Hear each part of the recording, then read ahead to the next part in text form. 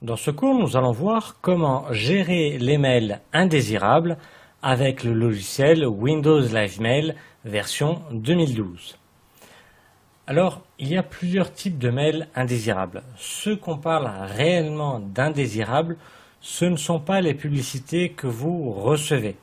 Pour les publicités que vous recevez, là comme par ici par exemple Groupon, si vous ne voulez plus recevoir cette publicité-là, eh bien, il faut ouvrir le mail, aller tout en bas du mail et vous avez ce désinscrire qui est écrit de façon plus ou moins lisible. Vous voyez ici, si vous souhaitez modifier vos autres abonnements, cliquez ici. Là, je vais prendre un autre mail, à mon avis ça sera peut-être plus parlant que celui-ci, voilà. Et ici, voilà, faites grandir, non c'est pas ici, vous pouvez vous désinscrire en cliquant ici. Donc c'est toujours marqué, généralement en bas, rarement en haut, mais c'est généralement en bas, écrit en tout petit, de façon à ce que vous n'arrivez pas à le lire, mais il y a marqué cliquez ici, donc je clique ici, et là j'atterris sur un site internet, et là j'ai deux possibilités. Soit on me dit tout de suite que je suis désinscrit, soit dans le cas d'un abonnement actuellement, je dois confirmer les catégories que je ne veux plus recevoir par mail et je confirme par mail. Ou alors on vous redemande de retaper votre adresse mail et vous confirmez et vous serez désinscrit. Si vous ne faites pas cela, si vous considérez ce mail comme indésirable, eh bien cette publicité-là, cette entreprise va continuer à vous envoyer des mails qui iront dans les indésirables, mais ils vont aussi surtout continuer à vendre vos coordonnées à d'autres entreprises qui, elles, vont vous envoyer des publicités. Et ça va vite faire boule de neige et vous serez vite envahi. Donc à chaque fois que vous recevez une publicité que vous ne voulez plus recevoir, vous ouvrez le mail et tout en bas du mail, vous avez cliqué ici pour se désinscrire et vous suivez les instructions. Si par contre, c'est une personne qui vous envoie des mails et vous en avez marre de cette personne-là ou vous n'arrivez pas à vous désinscrire de mails publicitaires, admettons, il n'y a pas la mention pour se désinscrire. Donc là, d'accord, vous cliquez sur le mail, sans forcément l'ouvrir, vous allez dans l'onglet Accueil, vous cliquez sur Courrier indésirable, vraiment sur le mot Courrier indésirable, et vous avez plusieurs propositions.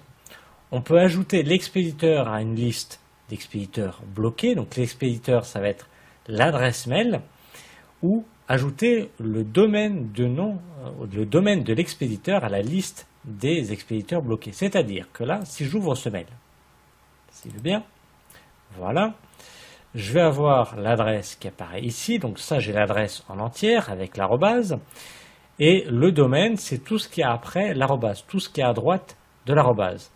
Donc si j'ajoute le domaine, j'aurai, si jamais Groupon m'envoie un mail qui se termine pareil, mais qui commence différemment, il sera considéré comme indésirable.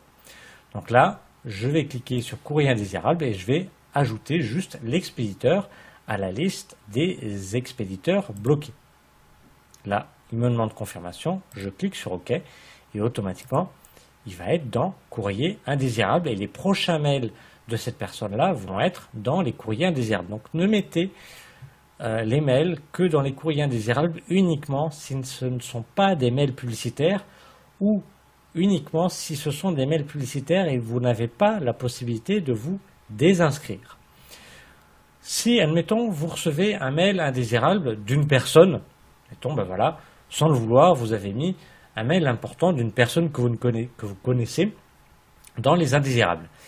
Eh bien, vous recliquez sur le mail qui est dans indésirable, que vous souhaitez rapatrier dans la boîte de réception, et vous cliquez sur courrier légitime. Et vous cliquez sur, ici, ajouter l'expéditeur à la liste des expéditeurs autorisés. Vous confirmez avec OK, et les prochains mails de cette personne reviendront dans la boîte de réception. En attendant, pour remettre ce mail-là dans la boîte de réception, eh bien vous faites un glisser, tout simplement. Je clique, je laisse appuyer dessus, et je déplace la souris sur boîte de réception, et je lâche. Donc voilà, concernant la gestion des courriers indésirables, des mails indésirables non publicitaires, parce que pour chaque publicité, vous ouvrez la publicité et tout en bas du mail, généralement, vous avez cliqué ici pour se désinscrire ou se désinscrire, cliquez ici ça vous affiche une page internet. Dans la majorité des cas, on vous dit ça y est, vous êtes désinscrit. Dans d'autres cas, il faut retaper votre adresse mail et confirmer. Si des mails étaient programmés d'avance, parce que les entreprises en programment d'avance, vous en recevrez encore pendant juste 2-3 jours et après ça va stopper. Voilà, nous avons vu donc comment gérer les mails indésirables avec le logiciel Windows Live Mail version 2012.